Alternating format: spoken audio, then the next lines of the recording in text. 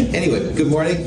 Happy Monday. Glad you all are here. Sorry about Mother Nature being a little weird and stuff, but I am glad to have you here. Just as a quick review, today, assuming all goes well, and who knows, Mother Nature is playing roulette with us a little bit, but assuming all goes well, today at 1 o'clock, 1:10 p.m. technically, you'll take the first midterm exam, 20 multiple choice questions, 5 short answer questions. It'll go about 2 hours in length. Turn in exam prep 1 worksheet and the organic chemistry lab before you take the exam. That'll give me something to do while I'm waiting there. And we do have a lab afterwards. It's one of the cooler labs, I think, of Chem 222.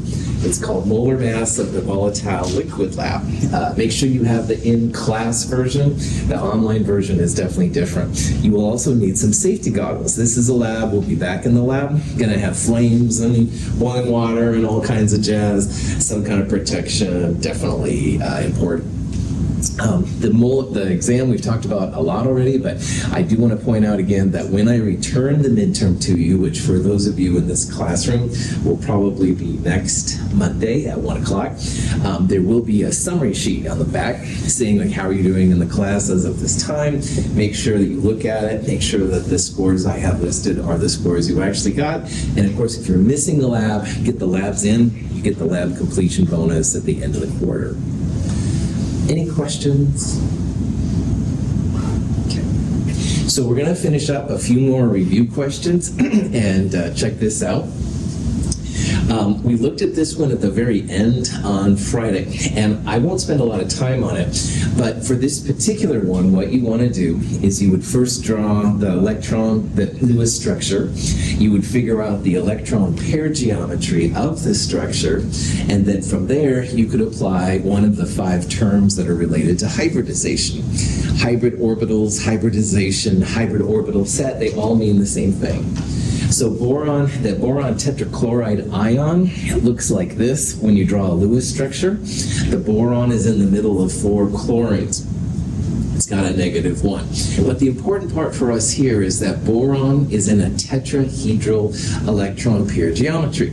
The boron has 1, 2, 3, 4 clouds around it. Those clouds want to be as far apart from each other as they can. So that would be the tetrahedron. And anytime you have tetrahedron, it's going to be sp3. Okay? We did a lot of that on Friday, but are there any questions? Sweet. Another kind of question you might see is one like this. Now, this is a picture here, the Lewis structure of cysteine. And cysteine is one of the amino acids. And I'd like you to tell me how many sigma and pi bonds there are.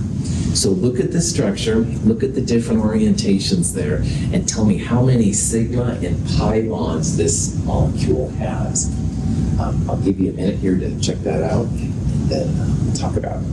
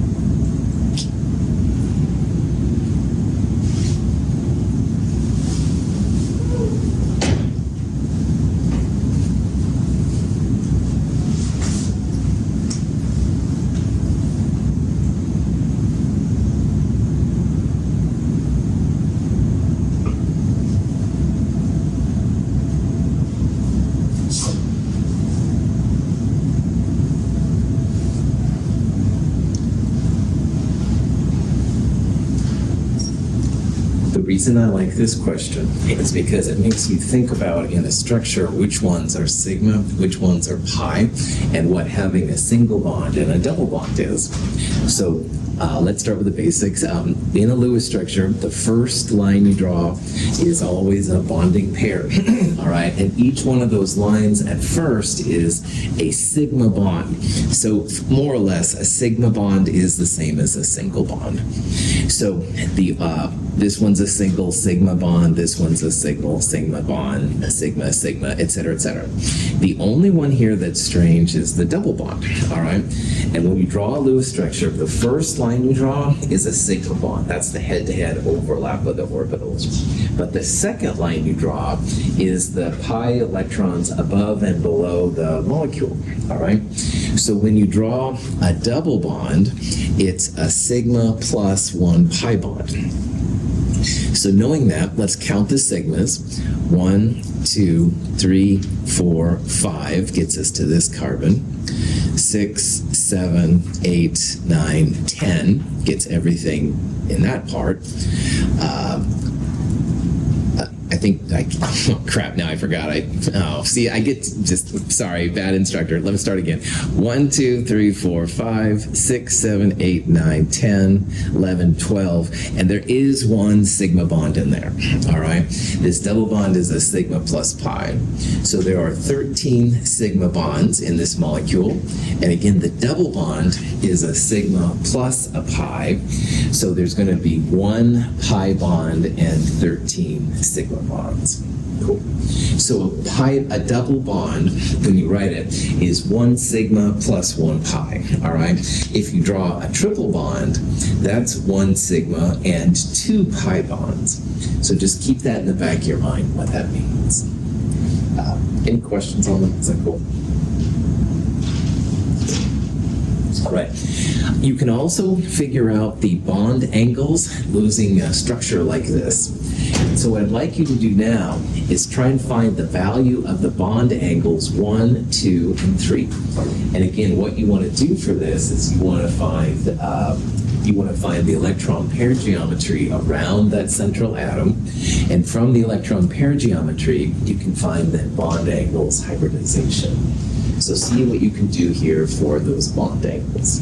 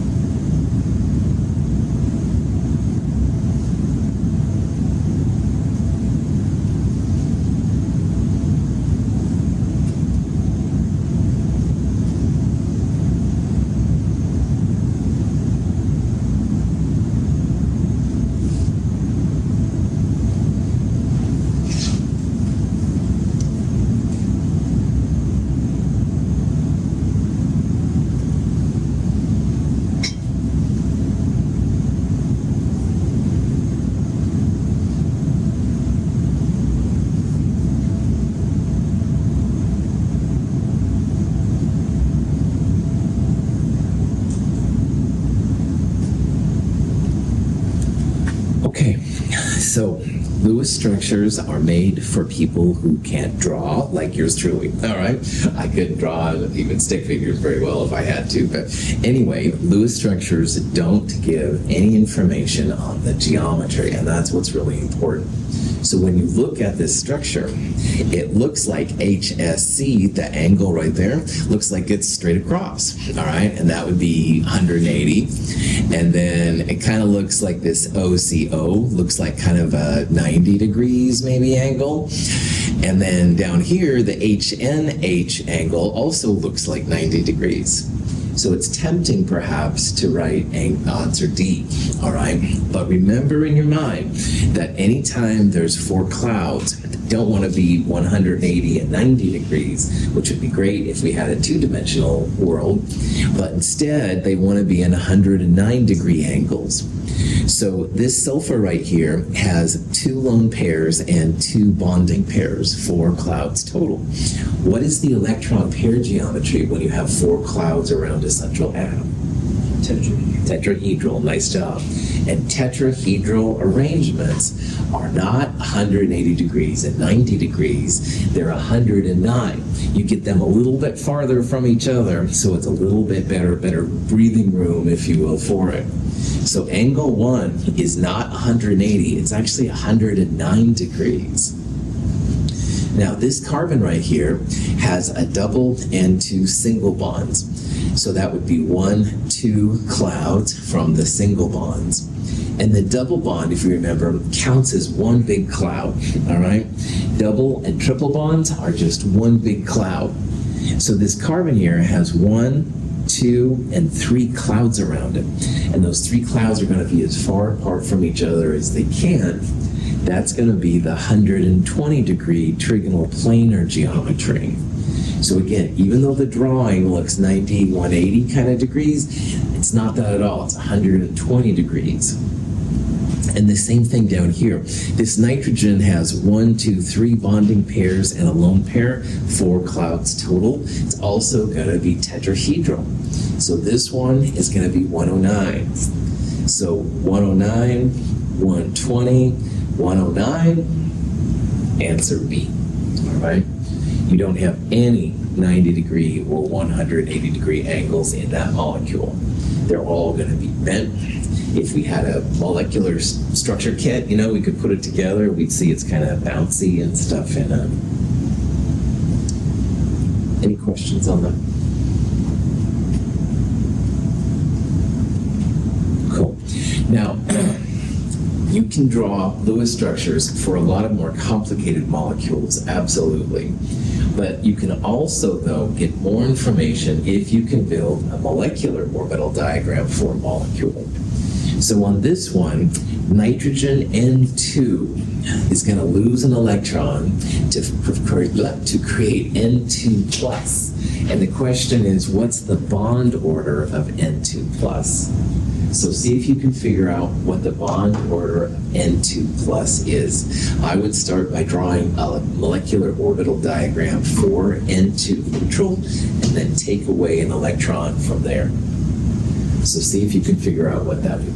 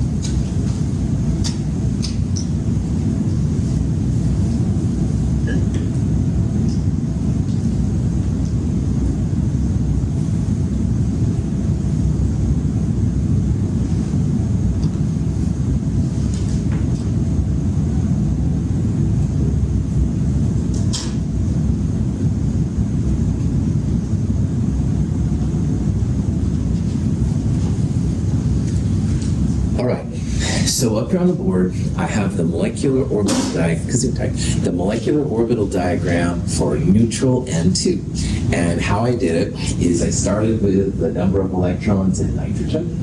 Now, nitrogen has 7 total electrons or 5 valence electrons.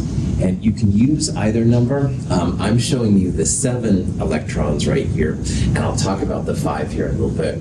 So if you use 7 electrons, 1s2 is where the first 2 electrons go, 2s2, and then 2p3. So 2 plus 2 plus 3 is 7. Now, if you use the valence electrons, which is what we use for Lewis structures, this is like your core electrons right here. And you would just ignore it or put core electrons in brackets, which is the official way to do it. And then nitrogen's 5 valence would be 2, 3, 4, 5, and that's fine too. You can do either method, just make sure that you don't get them mixed up, all right? Like I see people putting 5 electrons, but starting down here. And if you have the 5 versus 7, then you start in the 2s. Is that cool? All right. Now, what you do on the left side in this one, you do on the right. So the left and the right are the individual nitrogen atoms before they make a bond. So because it's N2 on the right, I also have 1s2, 2s2, 2p3. Then the molecular orbitals are the parts in the middle. The 2 atomics create 2 molecular orbitals. One is lower, one is higher. It's got the little star next to it. This is bonding and this is anti-bonding. And same thing for up here. For nitrogen, boron, and carbon, the NBC, it's a 2-1-2-1. So pi 2p, then sigma 2p, then pi star 2p, sigma star 2p. So 2 plus 2, 4 electrons, bonding and anti-bonding filled up. And if bonding and anti-bonding fills up, there's really no interactions going on there at all. All right, that's nothing exciting. 2s turns out to be the same thing. You've got sigma 2s and sigma star 2s full. And I think it was Marquis the other day asked about the lone pairs on a Lewis structure. These would be the lone pairs on each nitrogen. All right, they don't like bond. There's no interaction with the other nitrogen. So nothing very exciting here either. But the excitement, if you call it that, comes in the 2p area. You've got 2p3 on the right and 2p3 on the left. 6 electrons for the molecular orbitals. So you go 1, 2, separate first, 3, 4, pair them, 5, 6. This would be the molecular orbital diagram for neutral N2. Any questions on that?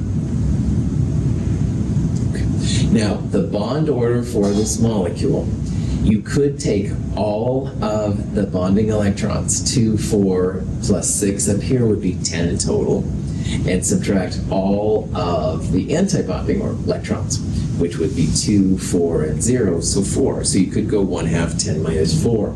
But honestly, if all the bonding and anti-bondings are full, ignore them. So I'm going to ignore these, I'm going to ignore these, and I'm just going to focus on up here. So 1/2 bonding electrons just up here, 2, 4, 6. I have 0 unpaired anti-bonding electrons. So 1/2, 6 minus 0, 1/2 of 6 is 3. So nitrogen has a bond order of 3, neutral N2. Questions on that? Okay. Now, here though, we're not making N2, we're making N2 plus.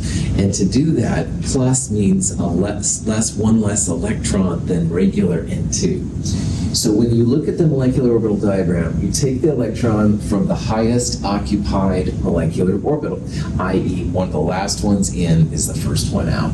So I'm going to take this electron right here from the sigma 2p bonding orbital. That would be the molecular orbital diagram for N2 plus. And again, this is why MO can be really cool. It was easy to make N2 plus. Just take away an electron. If you want to make N2 minus, put that one back, add one up there. It's super easy, which is really cool. I'd have to redraw a Lewis structure, all that jazz. But anyway, I'm trying to find the bond order here.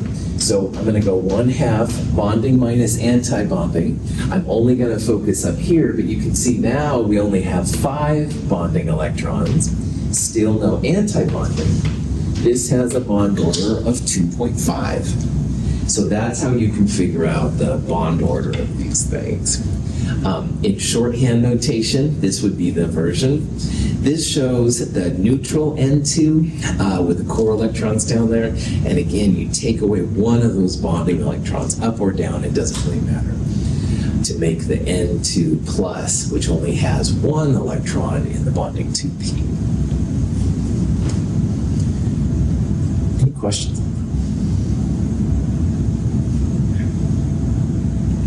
All right. It also asks if it's diamagnetic or paramagnetic.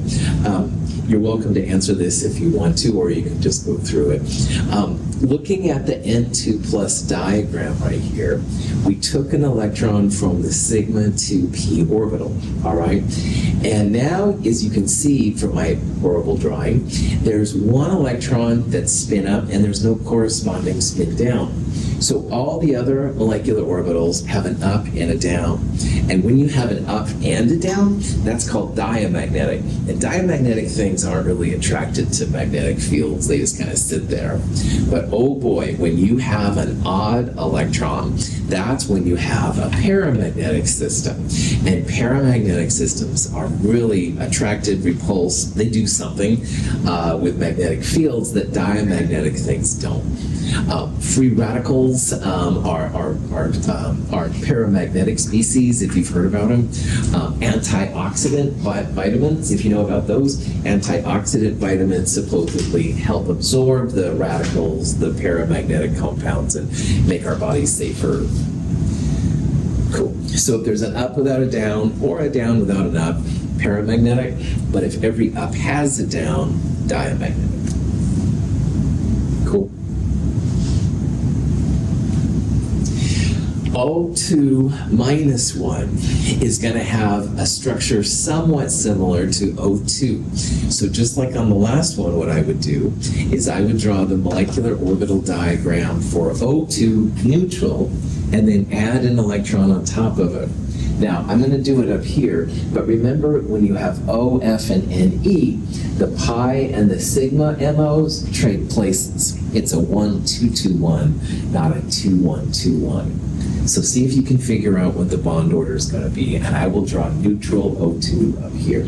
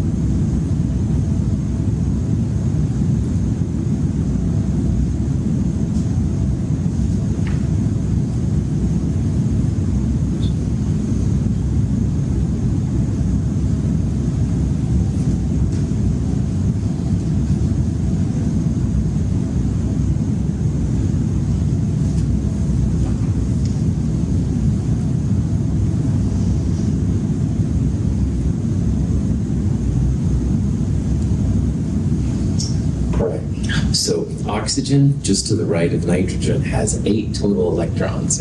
So like before, 1s, 2s, and 2p. Oxygen would be 1s2, 2s2, 2p4. Or if you're using valence electrons, cut it off, don't use the 1s. The oxygen 6 valence would be the 2s2, 2p4. And either way is totally fine. Same thing on the right, another oxygen, same configuration. So when you draw a neutral O2, which is what you have here, the 1s's and 2s's are full, and now you have 4 plus 4, 8 electrons. But the one big difference of O2 versus N2 is that the sigma bonding is lower than the pi bonding. So it's the sigma and pi that flip places. In N2, the pi is lower than sigma, but in O2, F2, and Ne2, sigma comes first, then pi afterwards. Questions on that? Awesome. So I'm just going to focus on the top part. 4 plus 4, 8. 1, 2, sigma 2p. 3 and 4, one of each of the pi 2p's. 5 and 6 fills up the pi 2p. 7 and 8 are now separate electrons in pi star 2p. Remember to put the electrons in the separate orbitals first and only pair up when there's no more room. So this is the neutral O2 molecular orbital diagram. Bond order, bonding minus antibonding. If you focus on just the top part, that would be 6 minus 2, 4 divided by 2. Neutral O2 has a bond order of 2. It's paramagnetic. It's got the odd electrons there by themselves. Cool. But we're not after O2, we're after O2 minus. So in the last one, we took away an electron because we had one less. It was a positive. Here we have one extra electron. So you put it in what's called the lowest unoccupied molecular orbital. That's basically the first place with space. And that's going to be either of the pi star 2p. You can put it on the left or the right. It doesn't matter. So that is O2 minus 1. Again, super easy to make an ion from the neutral atom. So bond order, I have now increased the anti-bonding electrons to 3. So it's no longer a bond order of 2. Now we have a bond order of 1.5. So again, it's super easy to make a molecular orbital diagram from an ion once you have the neutral compound. This is still paramagnetic. It's got the odd electron by itself. O2 is very paramagnetic. This is the neutral O2, drawn out fancier than your instructor can draw. This is the shorthand notation for O2 minus. And again, you can either draw a complete diagram or use the shorthand notation, at least in section 01, section H1. Any questions? Cool. So that being said, let's talk a little bit now about naming of organic chemicals. And in these kind of structures, what you want to focus on is you want to focus on longest chain of carbon atoms and then smallest number of carbon atoms possible. So knowing all of those, see if you can figure out which of those would be the best name for this compound.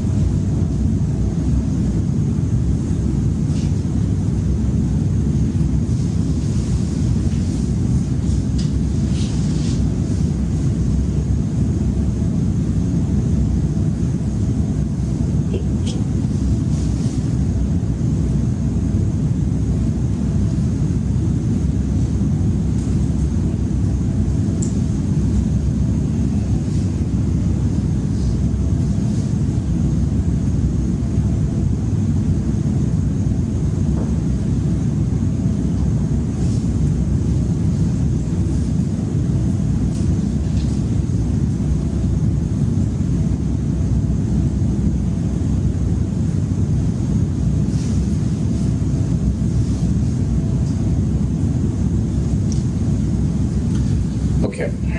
So, longest chain, smallest number, most important mantra of organic chemicals. A lot of hydrogen. You can tell hydrogen is like all over the place. And as long as you remember that carbon always has to have 4 bonds, then everything that's not connected to a carbon is just going to be hydrogen. So up here on the board, I wrote just the carbons. Sometimes they call this the carbon backbone or the carbon skeleton. And it allows you to kind of focus on how to name these things. If you count the total number of carbons, there's 9 carbons total. And a 9-carbon alkane, which is a carbon with just single bonds to hydrogens and single bonds to carbons, that would be a nonane. Nonane is from nona, the 9 thing. And this is, though, technically an isomer of nonane. It's not straight chain 9 carbons. It's got lots of branches to it. But nonane isn't totally unreasonable because there are 9 carbons. But the carbons aren't in a long line of 9 carbons, so that's why it's not nonane or N-nonane. And figuring out the longest chain can be a little bit funky. But what happens a lot of times when people are learning is they say, okay, yeah, no problem. If you look right here, 1, 2, 3, 4, 5, 6 carbons, all right? 6 carbons would be a hexane. And from that 6-carbon system, you have a CH3, a methyl group, and a C2H5, an ethyl group. So another name you could absolutely see is this one right here, 2-ethyl, 5-methyl. Ethyl comes before methyl alphabetically. You could call it 5-ethyl, 2-methyl, but the smaller numbers go first and stuff like that. So this would be another name. But what's wrong with that name? Yep, longest chain, that's right. A lot of times your structures are a little misleading, and you can get more carbons in your longest chain if you go down to the quote-unquote ethyl group. So if you do this kind of thing then for your longest carbon chain, now you have 1, 2, 3, 4, 5, 6, 7, and that's a heptane. And heptane is a better name for the structure, all right? The more carbons you fit in, the better the structure. So we're gonna call this thing not a nonane. It's an isomer of nonane, but it's not a nonane. And hexane only has 6 carbons. We're gonna call this a heptane, all right? So it's either gonna be C or E at this point. Question saying the heptane, is that cool? All right, now, when you're learning, I recommend counting in both directions. So for example, if I start down here, 1, 2, 3, methyl group, 4, 5, 6, methyl group, 7. So one name for this would be 3,6-dimethyl heptane. And if you stopped right there, that's not the worst name in the world. However, smallest number is also big in organic chemistry. So if you count this direction, you should also count in the opposite direction, especially when you're learning, all right? So 1, 2 methyl, 3, 4, 5 methyl. You could also call this 2,5-dimethyl heptane. And 2,5 is a smaller set of numbers than your 3,6. So that's why 2,5 is better than 3,6. So, long story short, 2,5-dimethyl heptane. Notice in this picture up here, I circled this top CH3 and not that one. That's fine, all right, doesn't matter. You're gonna get the same numbers. 1, 2 would be this methyl group, et cetera, et cetera. But the important part is longest carbon chain, and they can be kind of tricky sometimes, excuse me. And then smallest numbers, 2,5 versus 3,6. Questions? Cool. All right, here's another compound. This compound up here has just carbon and hydrogens, no double bonds, no alcohol, stuff like that. See if you can find which of those answers would be the best answer here. All right? This is a question mark about isomers, like nonane on the last one, and also about the numbering system to be used.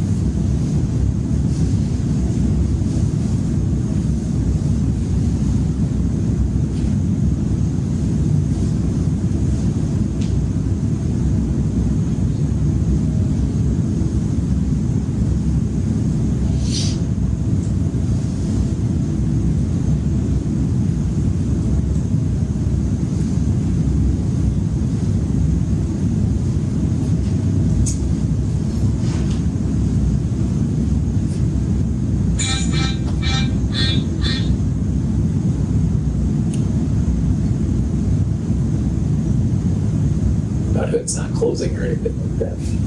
I mean, good. Thank heavens.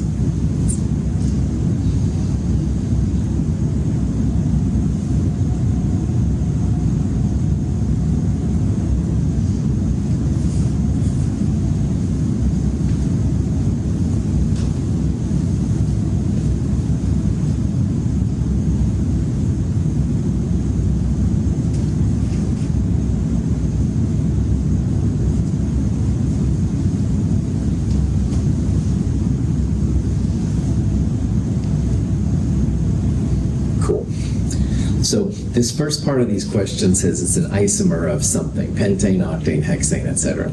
To answer that, just add up the total number of carbons. And there's 1, 2, 3, 4, 5, 6. When you count the 2 methyls, 6 carbons would be a hexane. So this is an isomer of hexane. Pentane would be 5, so that's not right. Octane would be 8, so it's going to be one of these 2 down here. And you can see here from the structure, once again, you want to find the longest chain of carbon atoms. And you could go like 1, 2, 3 for propane, I guess, but you can probably see that your longest chain is going to be 4. And again, if you want to circle this one instead of that one, or this one instead of that one, that's fine. But the longest chain is 4 carbons. So this 4 carbon thing would be a butane, all right? You have 2 methyl groups off the second if you count from the right, or the third from the left. And again, smaller is always better, so if you count 1 from this side, 2, this compound would be 2,2-dimethyl butane. So the compound is 2,2-dimethyl butane. Again, if you count it left to right, it would look like 1, 2, 3. You could call it 3,3-dimethyl butane, but in organic chemistry, the smaller number always wins, 2,2-dimethyl butane. Questions on that? All right. I'm gonna have to speed through these a little bit. Alkanes have the formula CnH2n plus 2. And one of those structures up there has that formula. Does anybody see which one it is? Yeah, that's right. If you look here, if you have N11 for 11 carbons, 11 times 2, 22, plus 2, that would be 24 hydrogens. So this one right here has the CnH2n plus 2 formula. These 2 right here have, for every N carbons, they have 2 N hydrogens. So twice as many, that one right there. And that is something completely different. So when you get used to the formulas, you can then quickly find which one is an alkane, et cetera, et cetera. This molecule is another naming thing, like before. There are 4 carbons, which is like butane. But what family does this belong to if it has an OH by itself on it? Alcohol. Yeah, right on. So a butyl group with an OH becomes butanol, OL. AL is the aldehyde, so be careful of that. That got me in organic chemistry. On top of that, the OH could be off this carbon, but it could also be off that carbon right there. So a number is important. Now in the old days then, because this is the second carbon, I would have called this 2-butanol. But of course, in the newer way of doing things, new and cool, you can also call this butan-2-ol. And I'm happy with either one. So again, you can call this 2-butanol or butan-2-ol. Either one is fine. Questions? Okay. This molecule has a carbonyl, carbon-oxygen double bond. Carbonyls are found in ketones, aldehydes, and carboxylic acids. But this carbonyl, C double bond O, is between 2 carbons, a carbon on the left and a carbon on the right. Does anybody remember the name of this family of organic chemicals? Ketone. Nice job. That's right, a ketone. So ketones, you change the alkane ending to an O and E. All right. So butane would be the alkane, but because it's a ketone, you give it the O and E ending. So this thing is butanone. All right. Butanone is right there. You don't really need to have a 2-butanone, because if you put the double bond O right there instead, and you counted right to left, it would be 2 as well, all right? And a double bond O on the far left-hand side would be an aldehyde, which I think we'll see here. Questions? Now, this has that carbonyl as well, but the carbonyl is next to a OH, like the alcohol group, hydroxyl group. So if you see a C double bond O next to an OH, it's not a ketone, it's not an aldehyde, it's not an alcohol. What kind of compound is this one? Carboxylic acid. Well done. That's right. These are some of the power horses of energy transferring in organic chemistry. Anyway, to name it, it's an oic acid thing. Count up the carbons. 1, 2, 3, 4, 5. That would be a pentane if it was an alkane. But this is a carboxylic acid. We'll call it pentanoic acid. This is always carbon number 1 on these kind of systems. So you'll never have a double bond OH, for example, in the middle. You don't have enough bonds. Carbon number 1 is always that carboxylic acid. Okay? I should point out real fast that if you had 4 carbons in a row and there was an OH on the end, if it's connected to a hydrogen, this is an aldehyde. This would be butanal. So just realize there's butanal and butanone. All these names.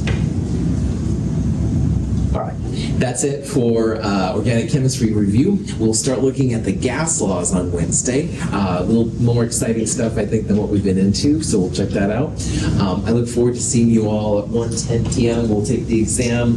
Bring your safety goggles if you have them. This is a fun lab. Questions?